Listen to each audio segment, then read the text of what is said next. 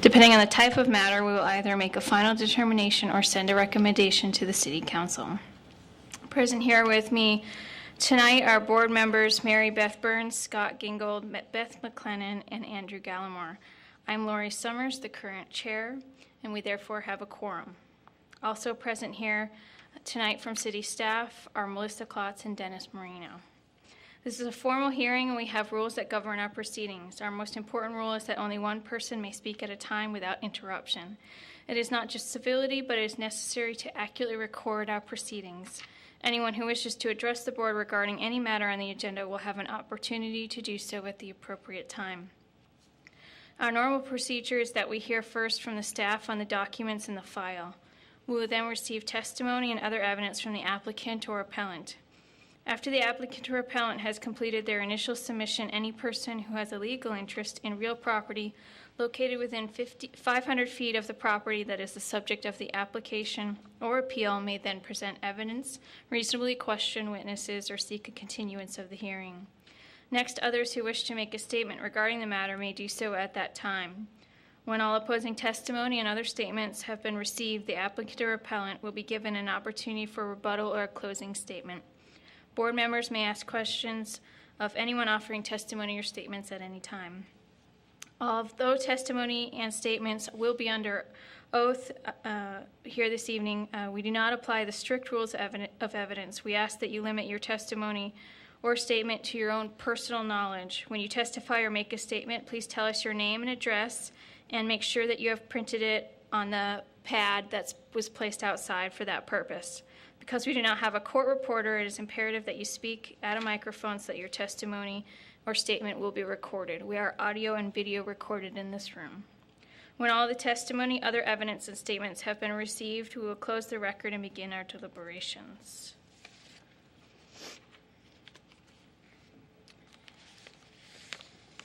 And first up, we have minutes from our previous meeting on Tuesday, April 17th. And I think there's 4 of us here that were at that meeting, correct? Let me see.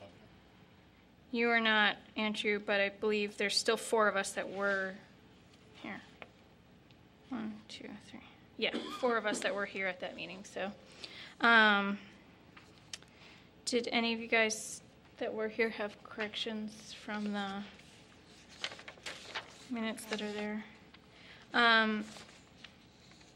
The only note that I wanted to add for the first case was on about halfway down page 2, after it says Ms. Weinberg added that the addition blah blah blah.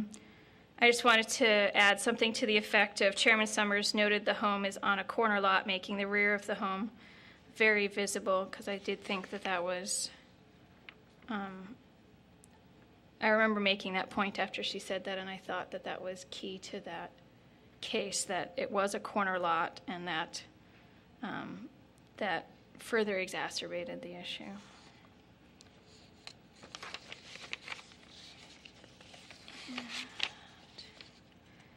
My only other comment was on the last page where it summarizes the recommendation, the vote and the recommendation.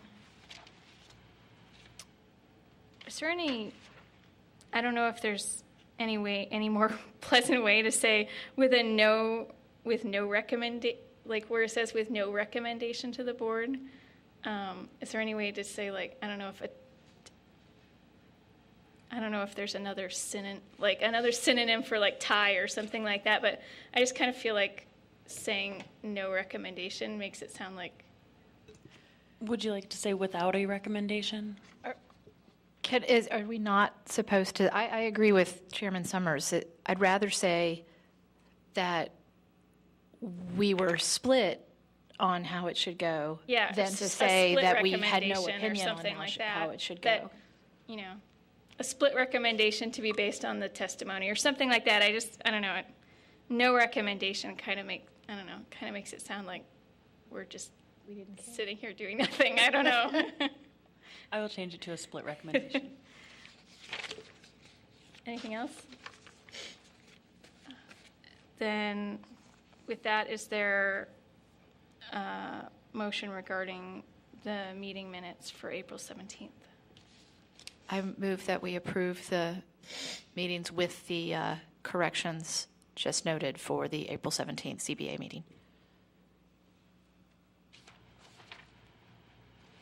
Second. It's been moved and seconded. All those in favor, please say aye. Aye. Aye. Aye. Again, we note that Member Gallimore was not present at the meeting, but the 4 members that were present have voted to approve the minutes, so the minutes will be approved as corrected. Our next item on the agenda to go through is 2760 Reese Avenue, which is a continuation over from our previous meeting where we heard all of the testimony. Oh, sorry. Did I just grab the wrong thing? Yes, I did. There we go. Where we heard testimony regarding the proposed addition, and the Zoning Board of Appeals was the deciding body on that matter.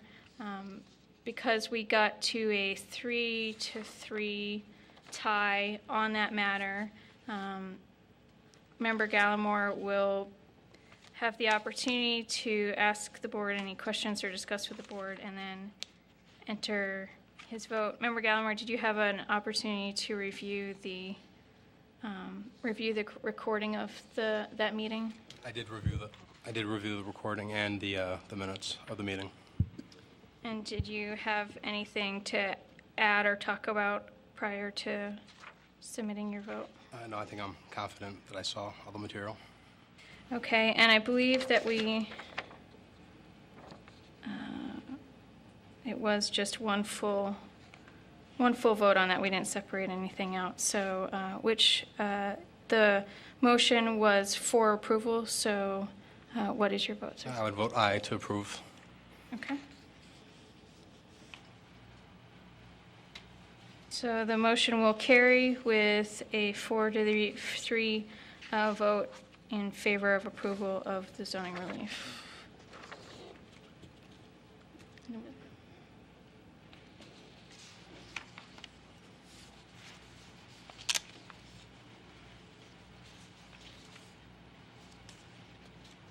Good luck with your project.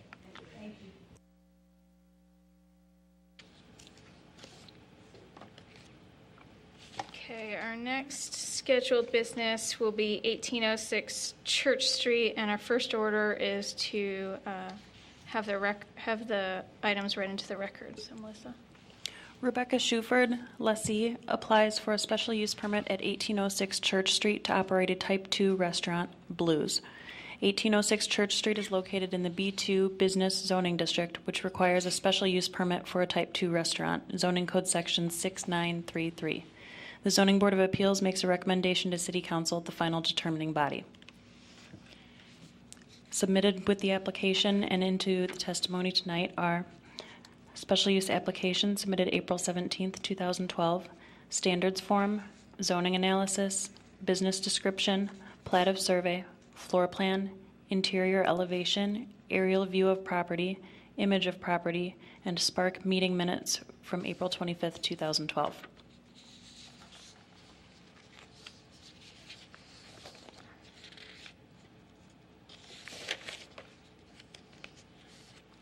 Okay, is the applicant here? Yeah, if you could, please come forward.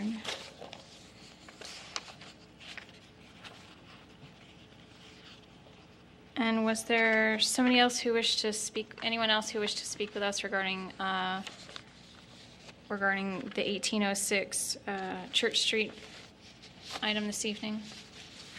All right, I'm going to swear you in then at this time. I do know that Carl Cheeks, the owner of the building, is here, as well as the aldermen from either side of the street are here Okay. as well. If I could swear you in then, do you swear or affirm to tell the truth throughout the course of these proceedings? I affirm. Thank you. Could you describe your project then? We are seeking to open Excuse me, would you mind moving the mic down so we can hear you? Thank you. Is this better? Yes, thank you. Oh, sorry, and just to confirm you, Rebecca Shuford? Correct. We are seeking to open a very small restaurant that will be doing carry-out as well as catering. So this will be serving the local community and then also seeking to do catering to local businesses, hospitals, the university, and local residents as well. More detail? I'm not sure quite how much you want. We will be, it's quite a small location, so that we'll really only have 1 to 3 employees operating at a time, working in it at a time. We will not impact parking in the neighborhood because we will be parking in the private spaces of the building, which are located off-street behind the building.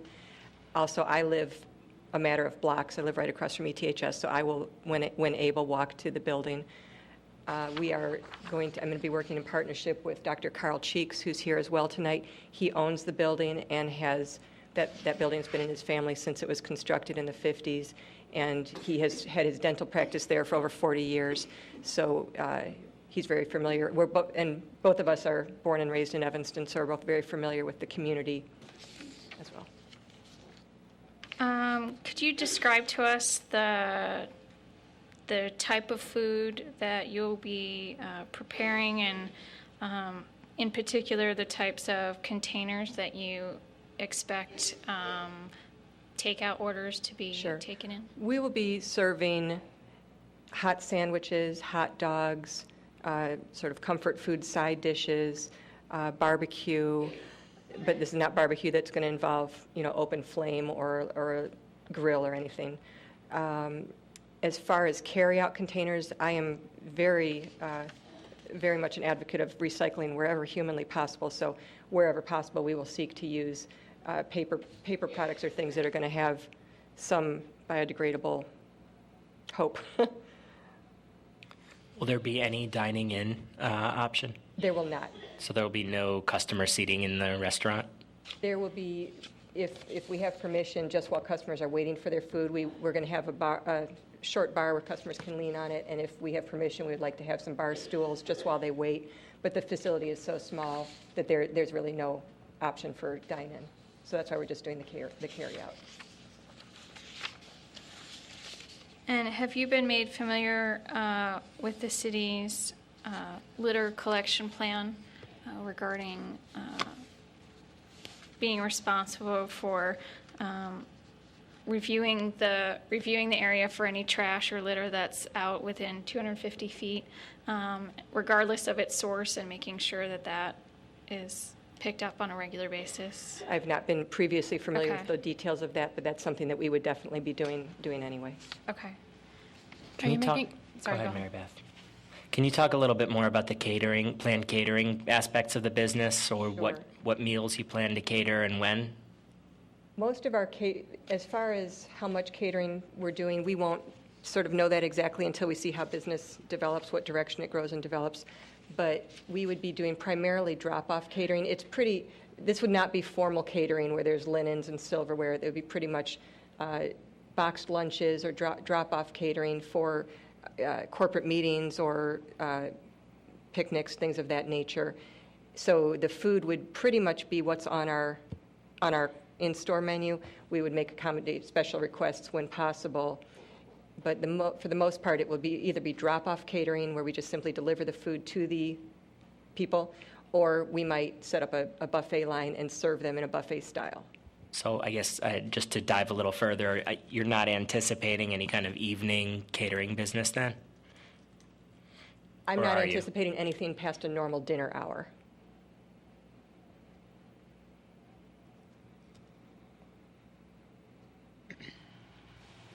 Are you anticipating making any changes to the outside of the building?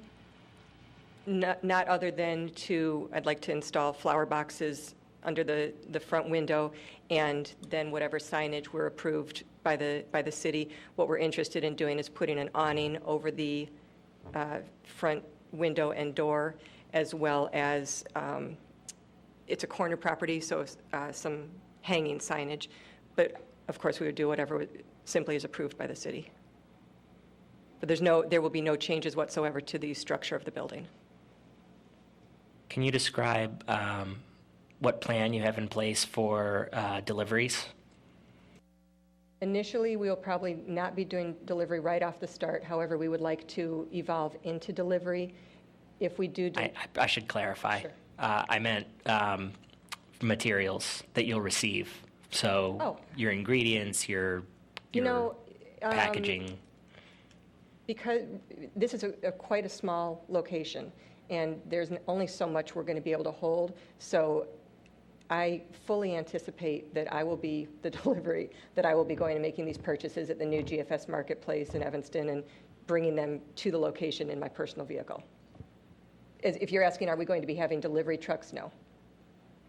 Okay, thanks. Other than, I'm sorry, the only exception to that could be if Coca-Cola is delivering their syrup, but that would be happening probably once every few months, and they would be able to park behind the building. So you would be comfortable with a condition for employee parking and deliveries of, deliveries to be in the rear of the building? Yes.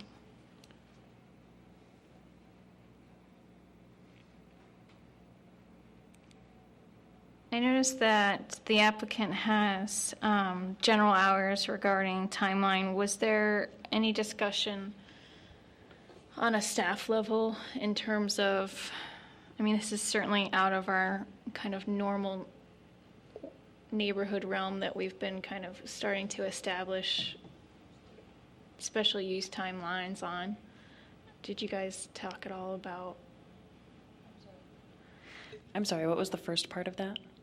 This is kind of out of, we've started to establish generally like special use timelines for kind of like the downtown area and some of the areas that are skirting the downtown area, but we haven't really dealt, I don't think, with a scenario like this. This is a somewhat more unusual location for us to be looking at. Not necessarily obviously we've got what the applicants asked for, but we've been sort of separately looking at the timeline and saying when they should be open and when they should, not when they should be open or when they should close, but what would be the minimum and maximum on that. We didn't have any discussion that would make it anything different than what you guys generally approve with typical hours closing at midnight.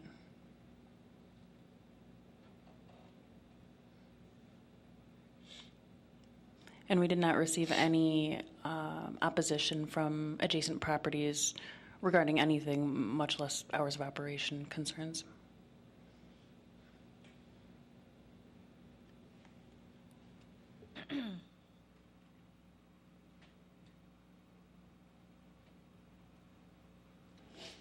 Were there any other questions for the applicant right now?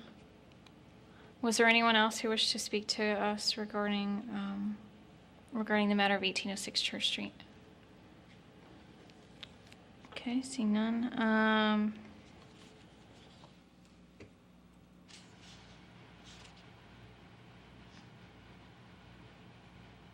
I guess since there might be a little bit of feedback, I might as well go over it now. Do you guys have any thoughts on timeline?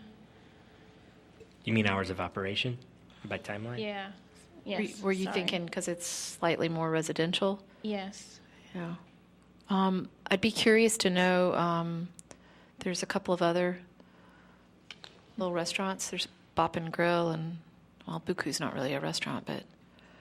It sort of is. Yeah. And coffee and Right. pastries, I think, at least. I'd just be curious to know what sort of Been a evening little while since hours I've been in any other places right around their keep, and unfortunately I don't know.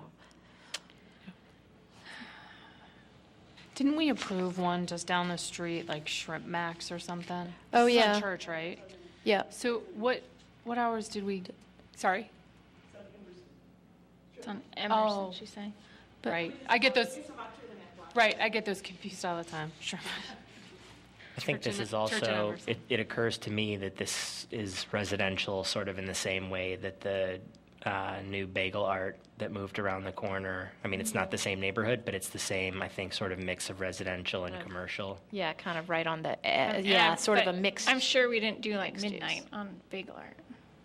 She would not have wanted it. They open at like 6, don't they? Dennis? Excuse me. Sorry. Just to add, the immediate face block is not residential, it's mostly commercial office. Across the street, the face block is also commercial.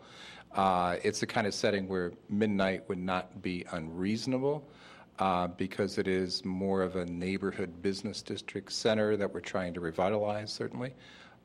So I, at least personally and professionally, don't see a negative impact on immediate residents. They're at least a half block away to the south. Oh, so they're not, I thought there were houses right behind. There are houses right behind, are there not? The houses, That's my the recollection. only residential home behind is the equivalent of about 3 properties back.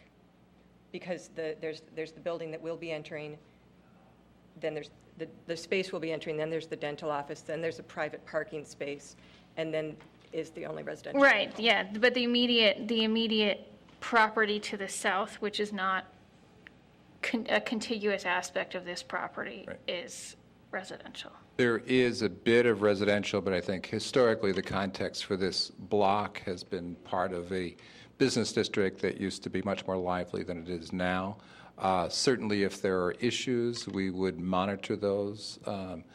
But from a staff perspective, we're comfortable with midnight as a closing time.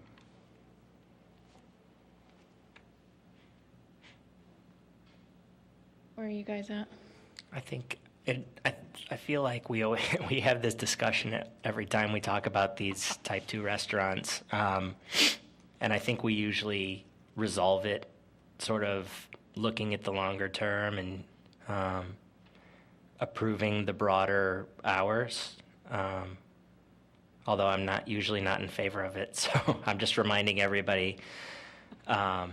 It strikes me she's planning to operate to start out with just at lunch times, and then even at the maximum, what she's proposed is to go till 9 p.m. So even if we sort of approve for the future hours for a special use that go till midnight, I don't feel like that's that unreasonable, and certainly not that far away from what she's proposing for our hours of operation in any event.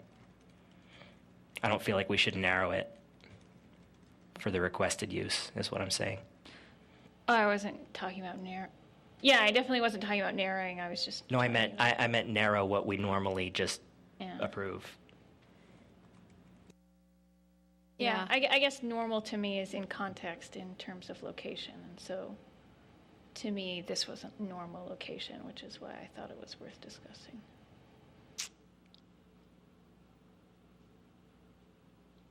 I trust Mr. Marino's judgment on this. Yeah, I'd have to agree with that. I'd be curious what the alderman thinks. About hours. Because you know your community better than I do. I was going to say the alderman across the street. This is actually in the 2nd ward. I'm in the 5th ward, but Alderman Brathwaite Close and I enough. work together. But I would think midnight would be fine. Traditionally, historically, that building actually had the first barbecue restaurant even south of where she's going to be operating. So there's a history of that.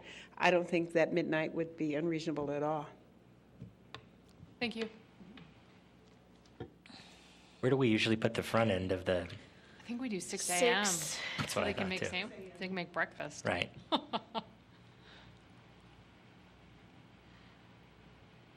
right. Anything else then? Okay. Did you have anything further? I don't think so. Okay. Then with that, we will close the record and begin our deliberations.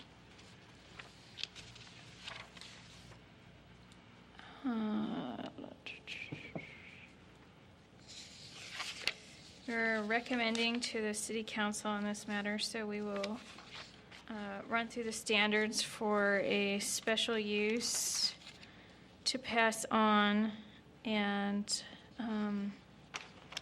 in the process, keeping in mind, it sounds like we've settled on 6 to 12 hours that would be in consideration here. Parking and deliveries in the rear, and certainly covering our other litter collection, et cetera, normal standards.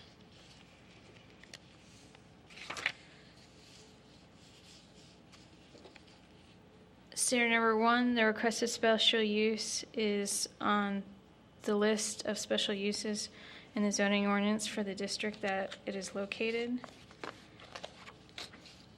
And in the B2 business zoning district, a type 2 restaurant is indeed a special use. Standard number 2, the requested special use is in keeping with the purposes and policies of the comprehensive general plan and the zoning ordinance.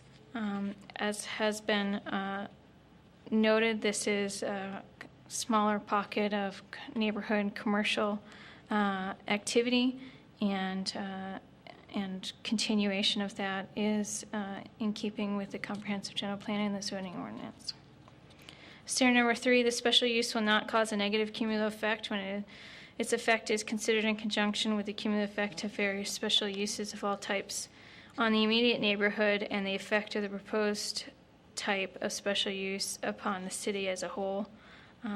While we did not specifically discuss it previously, there are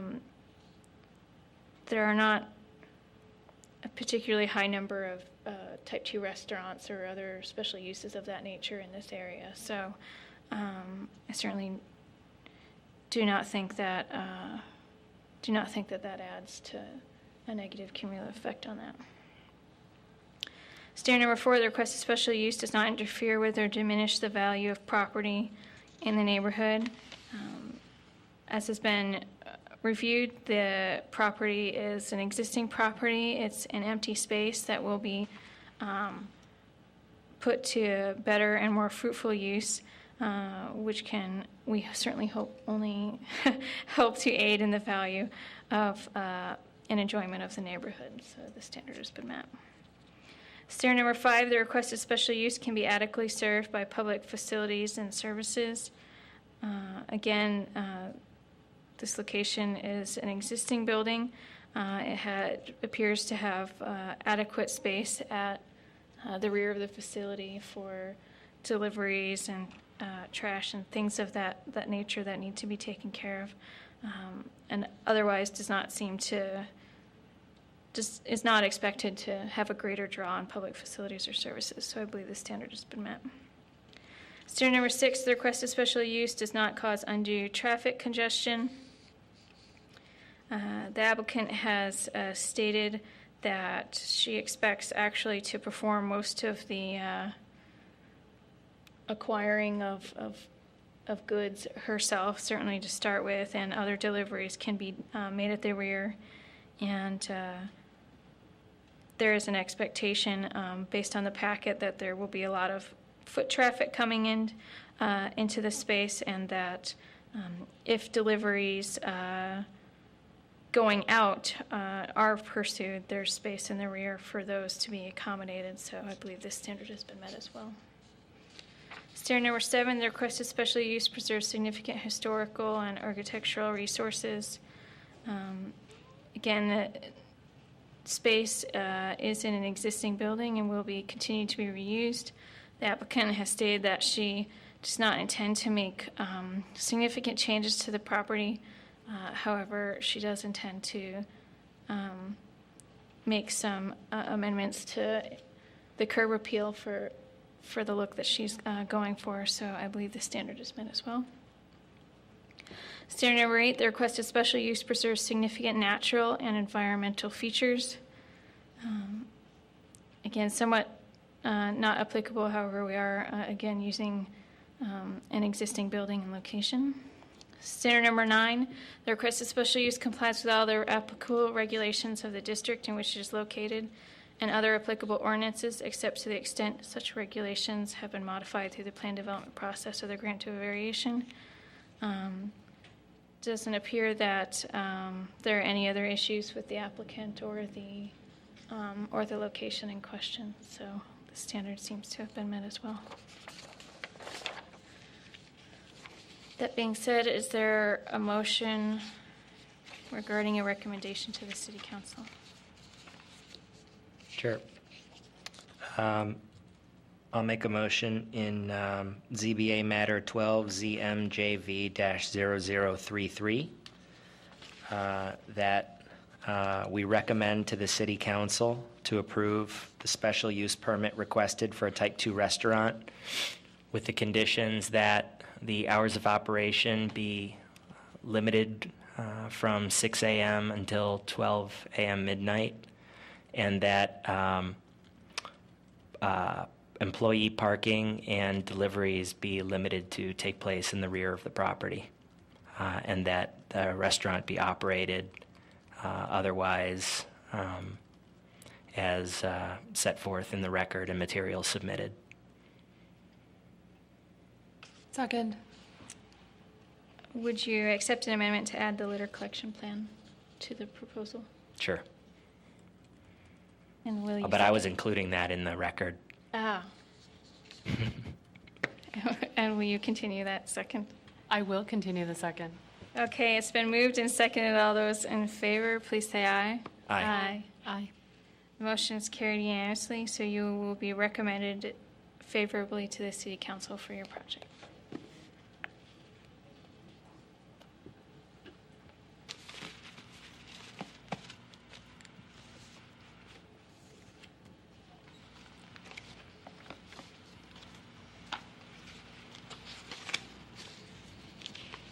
The next matter on our agenda this evening is 1716 Dodge Avenue. Melissa, could you read that into the record? Burke Greenwood, architect for SRV Real Estate Development property owner, applies for major zoning relief to construct a two-story open front porch yard obstruction. The applicant requests an interior side yard setback of 2 feet where 4.5 feet is required, zoning code section 6419B1, and a front yard setback of 14.7 feet where 24.3 feet is required, zoning code section 6419B1. The Zoning Board of Appeals is the determining body for this case. Submitted with the application and included as part of the testimony tonight are variance applications submitted April 17th, 2012, standards form, zoning analysis, plat of survey dated October 11th, 2011, site plan, interior floor plans, existing elevations, proposed elevations, image of property, aerial view of property, and Spark meeting minutes from May 2nd, 2012. Thank you. And could I have everyone who wishes to speak to us on this matter, please raise their right hand to be sworn? Do you swear or affirm to tell the truth throughout the course of these proceedings? I do. Thank you very much. And could you state your name and address, please? My name is Burke Greenwood. Do you want the address of the company? Sure. Or the address that's being, the work's being done to? The address that represents you, so your company or 2309 North Maplewood Avenue, Chicago, Illinois. And what's the proposal that you're bringing before us? What we're planning to do with the house, or excuse me, the scope of the work really is to replace an existing front porch that had been enclosed sometime in the history of the building. And in addition, they had built a second floor egress for a second floor unit. Both of them weren't very structurally sound. They were kind of sagging off the front, as well as the structural stair to the second floor didn't look very sturdy. So what we were proposing to do is just to remove those front porches, rebuild them to the structural requirements. We're going to rebuild it as an open wood frame, two-tier front porch so that there's egress for the second floor as well as entrance on the first floor. Once that's done, we're also going to replace, put a window in the front living room on the first floor and then touch up the front siding just to clean it up a bit. In addition to the scope of work, which doesn't require any variances, working on some bathrooms in terms of installing mechanical fans. But the reason we require a variance is really not so much of the work that we're doing. It's actually an existing condition where the old building, the actual residence, actually set 2 feet or 3 feet into the north side setback, as well as existing building also set up, I think it was a 20-foot setback existing. So the porch that we're building, we're not trying to build it any larger, we're just trying to rebuild it within the existing footprint. So any work that was done on that front porch actually requires a variance.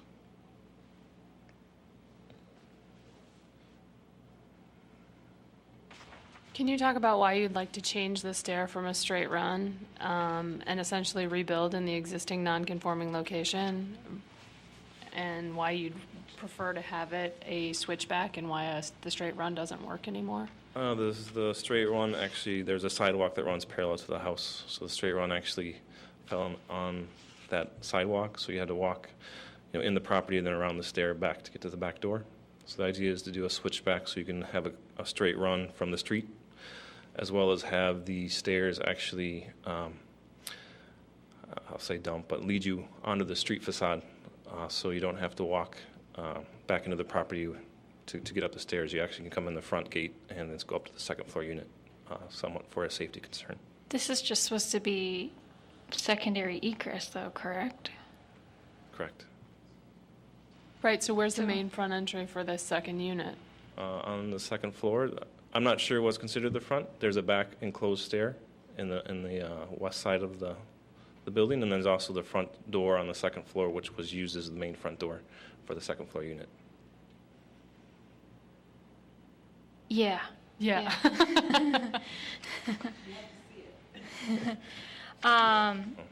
Is there a garage?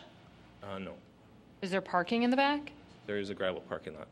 So the primary access for tenants is from the back. So, I would say that depends on if they have a car. It's a rental unit, so if they have a car, they would obviously park back there and come in. If they rely on public transportation, they'd use the street. So it's kind of could be argued either way, I guess. I'm going to pedal back a little bit to a couple Sure, other things. sure. And then we'll Take it wherever you kind want of to. dive back forward. I hear language about existing footprint, et cetera, except for all the documentation that I have says that it's not the existing footprint. because it's Because wider. It's The The front porch. Yeah, Wider it's about because- a foot and a half wider. The survey says that it's set back 2.7 feet from each side of that the existing porch Side of the structure house. is set back 2.7 feet from each of the sides, and I can correct myself in that the setback encroachment actually was 2 feet for the building, the residence. The porch did sit back maybe 2 feet from that side lot. Does that make sense? It's Right. yeah, we're not replacing, What's I just there? want to be clear, we actually aren't talking about replacing the existing footprint of the porch. We're talking about replacing the porch with a larger porch than is what is there, because we're going to the full breadth of the house according to the documents. So we've actually added over 5 feet to the width of the porch, and I'm actually just trying to find there a our reason- zoning analysis sheet here. Is there a reason you did that rather than just sticking with the existing footprint and just having the front porch be as wide as the existing enclosed front There porch? was no intentional versus just kind of cleaning the front facade up to the street. Just to have it Okay. not have so many setbacks. So you'd be amenable to making it just as wide, just as big as the existing? If that's required, yeah. Screen I don't think there's porch. nothing critical to that. I guess where I'm going with this is, Melissa, does this pose an issue for us at all, technically, in terms of,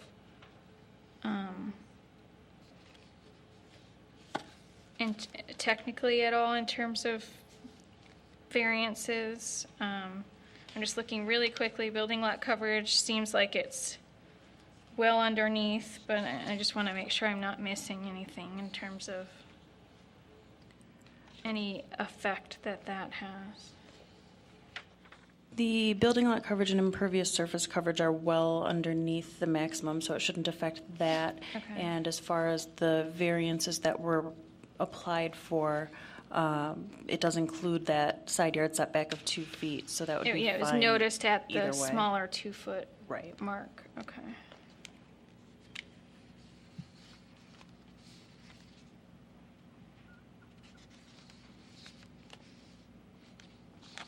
Okay, and my other clarification before we kind of get back into the stair and the porch is the porch itself, I'm going to presume, has, based on the evidence, been there for a while in some capacity, in some structural capacity.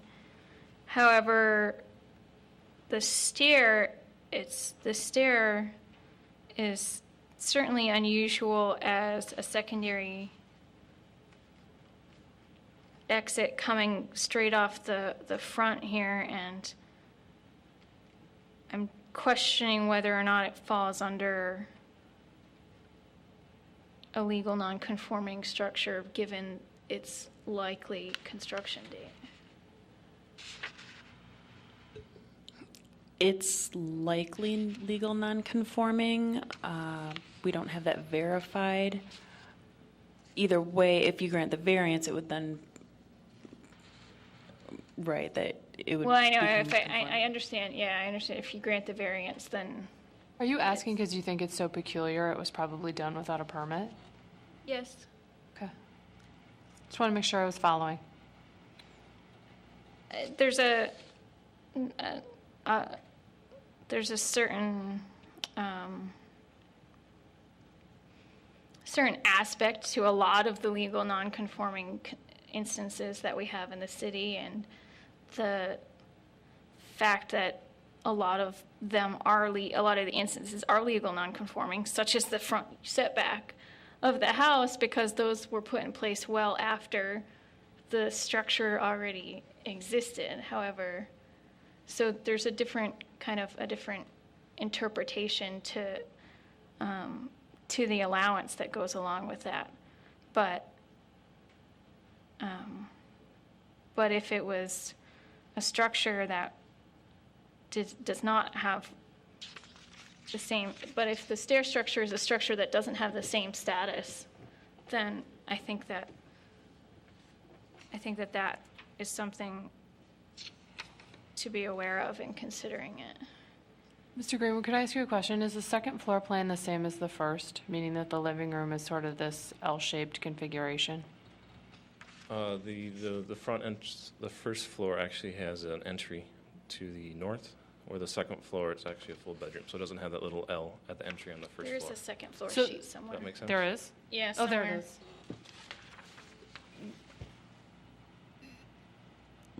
Did you by any chance consider moving the front door to the second unit back by the bathroom so that the stair could be a straight run and it could be accessed from the front as you desire? No, I didn't look at that. I think that the intention was to put a nice street presence for the people to live there to enjoy the street. So it was to kind of formalize that front elevation versus kind of the hodgepodge look that it is right now. But you could do that with a two-story porch that was still accessed from the living room, giving them So you're suggesting outdoor putting a space. second door to the... Correct.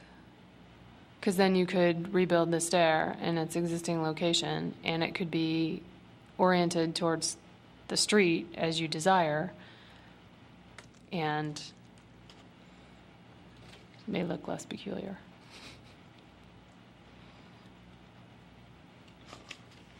And it could certainly essentially it would reduce the impact because the majority of the stair, and certainly the tall portion of the stair, would be set back behind the front yard setback line, actually. Right, and then you're not trying to walk underneath the stair, which is, I think, the reason why it's a switchback and why it's up so tall, is because you're trying to keep 7 feet clear to walk underneath of it, Okay, correct. which makes that stair fairly imposing from a front elevation perspective. I absolutely agree. That's why I'm extremely concerned about memorializing. I mean, I think you're doing What- a nice job with trying to make the front more friendly. With the and with the new pedestrian- porch with the structure in porch- general. With the porch structure and providing additional living space for tenants, and I think that's all really nice. it's just this stair component is like this big, Yeah, I'll have to see the Element. original intent of working with the tenant was to keep it simple and just replace and give it the egress that's required. I'll have to speak with them about adding a second door, which changes the scope of work, but it obviously needs to be discussed with him in terms of kind of changing the whole configuration of the second floor now. Or not changing the whole configuration, but putting a second just changing the in. door. Second thing I'll have to look at too is the run of the stairs. I don't think it could make it up to the second floor in a straight run unless you pull it all the way out to the front. I'm just thinking in my head that you have the drawings, you might be able to add up the math to see, because I think you could flip it, and it might, that right, the window- run might start slightly in front of the okay, porch. so we will be breaking the front Yeah. setback with the run of the stairs. Yeah, correct? but the other stair breaks the front You'd still be setback. breaking the front setback, but when you are breaking that front setback. You're much lower. Where's your drawing? But in addition, then we have to do some more site work, so we'll have to create a sidewalk to walk around that stair for people that don't want to go up that stair. Is that correct? Is what you're suggesting? Right now, we moved it off so that you could walk from the street to the back door if you needed to go to the basement or whatnot. That's why we tried to switch it back. If you did the straight run, But you have, on the existing Plata survey, you have a sidewalk that's adjacent to that stair already. okay. So So keep it I as that think, type of a- I think it's actually cheaper. What do I know? It would have to be close, yeah, the concrete is already that wide, so at most, there's one tiny little corner of concrete at where the fence is currently located to make that walkway contiguous, but certainly not the whole run, it's just a corner here. But anyway, that's kind of, I think that's, That That's what window we're- actually is in the window, bathroom. right, so you just need to scoot it all right, forward. well, whatever. Just But shift it generally forward. speaking, the idea being that this kind of very low, less imposing space is towards the front. And, I mean, I unfortunately, since the other egress stair is at the rear, then it's most appropriate to have the other egress stair at the front, so that's I think the code requires like 75 feet, which will be something that met. we have to get around.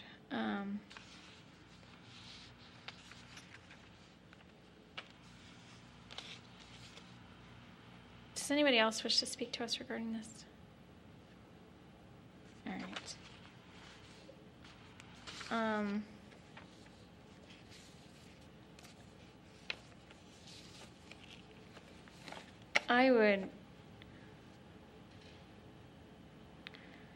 I would really like, and I would recommend, I guess, what I'm recommending is that maybe you kind of take a few of the things that we've talked about and look at that. I don't know if you want, we can continue forward and go to a vote, but What I think would you're be hearing the some- process? It's already been kind of through the Department of Building Review, so we would revise drawings to meet the zoning board and then resubmit it into the city for a second review, or what's the process on this?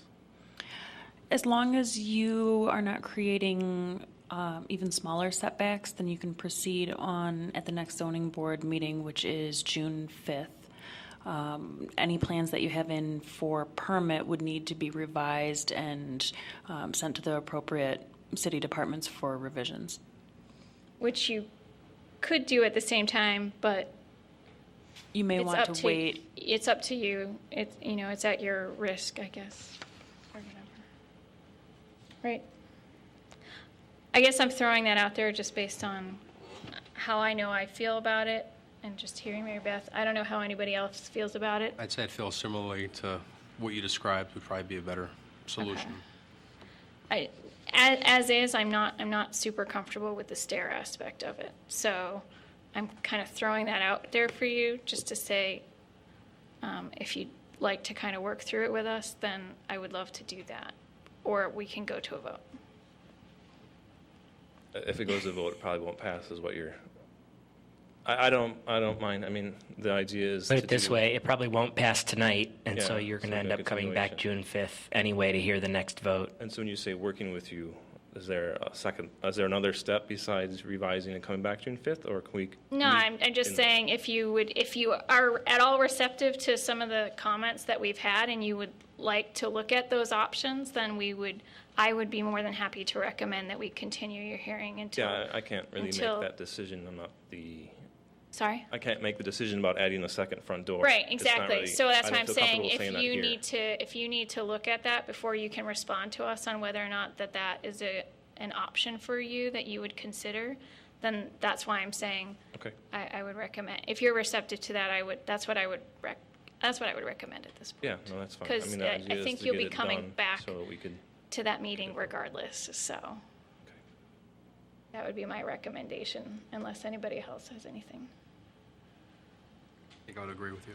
I would agree. I think it would probably also be helpful to modify the drawing to actually match what your intention is. So from having the width of the front porch be the same as the existing front porch. The second door, I think, made The me have to go second- wide enough on the one side, so I just kind of balanced it to make it the full width on the other half. The so. the one issue, I was sort of clarifying for clarity's sake, but if this door stays, it kind of has to go to the side. Right, but the other side doesn't. Okay, do you want it? You're cool with it lopsided? I'm just throwing it out there. I'm better with a solution where the door's on the side, and then it's not an issue. Well, It I still thought would you be were an issue saying 'cause keep that door the remains, front right? so that you have outdoor space at the front. Or no, you're saying make that a porch and don't. You could flip the door in the window, right? You could flip the door in the Just- window, but. All right. I could probably be persuaded. Yeah, it's All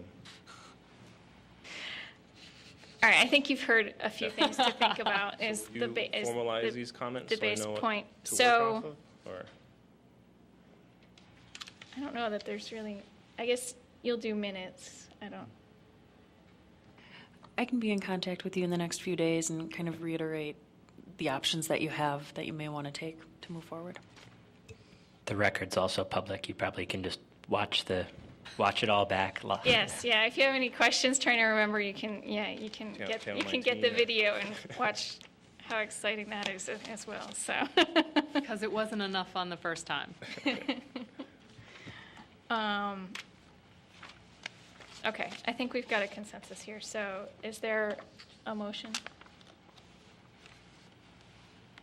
I need a motion to continue. I'll make a motion. In ZBA matter 12ZMJV-0034, I move that we continue the matter to the next meeting of the zoning board to give the applicant and his representative time to consider changes to the plans in accordance with our discussion tonight. Second. It's been moved and seconded. All those in favor, please say aye. Aye. Aye. Aye. Were you a yes, Scott? Sorry, I didn't hear you. All right, so it's been carried unanimously, so you'll be continued over to the next meeting to give you time to kind of review what we've talked about here and certainly be in touch with Melissa and she can help you out. thank you. Was there anything else before we adjourn? All right, then we are adjourned. Thank you, guys.